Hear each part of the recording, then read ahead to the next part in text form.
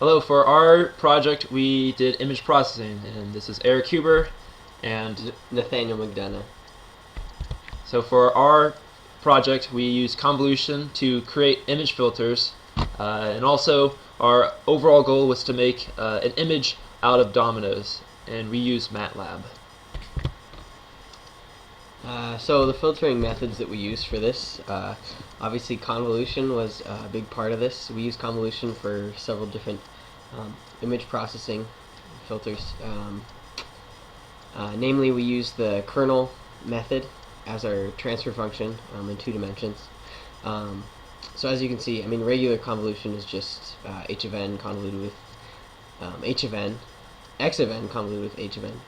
But 2-dimensional convolution, both the input function and the transfer function are in 2 dimensions.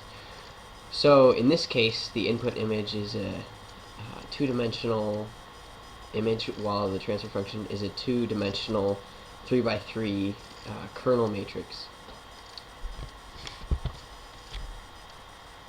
The first filter that we did converts an image to black and white.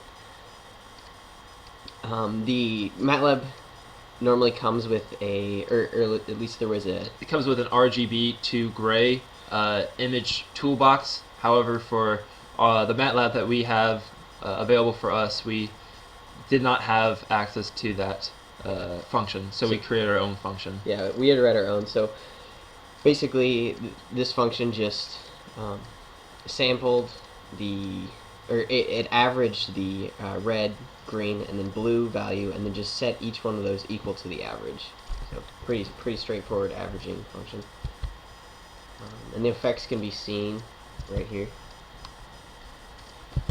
So next, we also wrote a pixelate function, and we wrote this ourselves, and basically it periodically samples pixels and it sets the surrounding pixels to the same value. So in this code there's a nested for loop in which it searches through each of the pixels in the original image, and then it sets certain pixels around it. Just like as I mentioned before, it sets it to the same value as the sampled pixel. So here we have the original picture, and then it is converted to black and white, and then it is pixelated. So the pixels around it are the same color, or the same color. The first convolution filter using the kernel matrix that we created is the blur, and this and the next few filters all use the exact same technique, except they just change the kernel matrix. And so for the blur, you can see we use just all ones 3x3 matrix, and the code that we used is also shown there. This is a similar technique to the example, and let's see. Just going through it. Basically, we set the kernel matrix to all ones, and then convoluted that with the image matrix, and then averaging the vertical convolution and the horizontal convolution, and then after that we divided it by the maximum number to normalize the output so that it was like viewable, a viewable image. And then also we had to crop the edges to get rid of the edge because it didn't correctly convolute the edge. And also for the blur, it's an you can have an n by n matrix of ones. The greater n value, the more it will blur. So if it's a 3x3 matrix, it will blur, but if it's a 5x5, it will blur more. So here's one image, and then when it's blurred.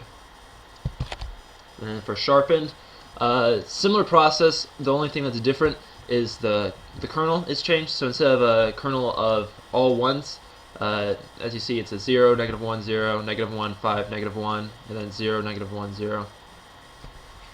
And here it will sharpen the image, so original, and it gets sharpened after. It gets sharpened. Emboss, which is my favorite. This is probably the most interesting one.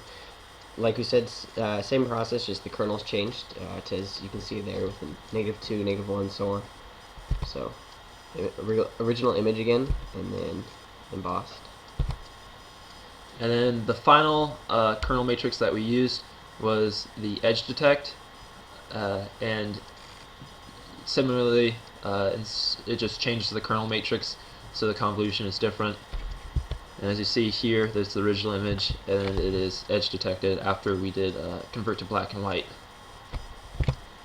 And the very last effect that we did is basically to take a grayscale image and then convert it to a 7 scale, which means basically instead of having the color value being from 0 to 255, it's divided by 255 and multiplied by 7, so you get somewhere between 0 and 6. So the idea is to take some image and basically make that image except completely out of dominoes, so that when you look at the whole image made out of dominoes, it looks like the original image, and you'll see that in a second. But basically, each domino had a value between 0 and 6, and then the computer would say for a value of 0, it would insert a domino that has no dots on it, and for a value of 1, it would insert a domino with a single dot on it, and so on. So this is the original image again, and then this is the image file is actually massive. It's like 10,000 pixels wide, so it's really hard to see, but these are actually individual dominoes, and as we zoom in, you'll see how they start to show up. So we zoom in towards the eye right now, and then there's the eye really close, and you can see the individual dominoes. So. And as we zoom back out, you can see that it is all the same image. Mm-hmm. So in conclusion, we learned practical uses of convolution. We also learned about image processing and how images are laid out, our RGB style and the matrix from it. We also learned techniques of image filtering besides convolution, and also we gained some programming experiences in MATLAB. And here's our reference with the image that we had on the other slide. Yep. And that's it. Thank you. Thank you.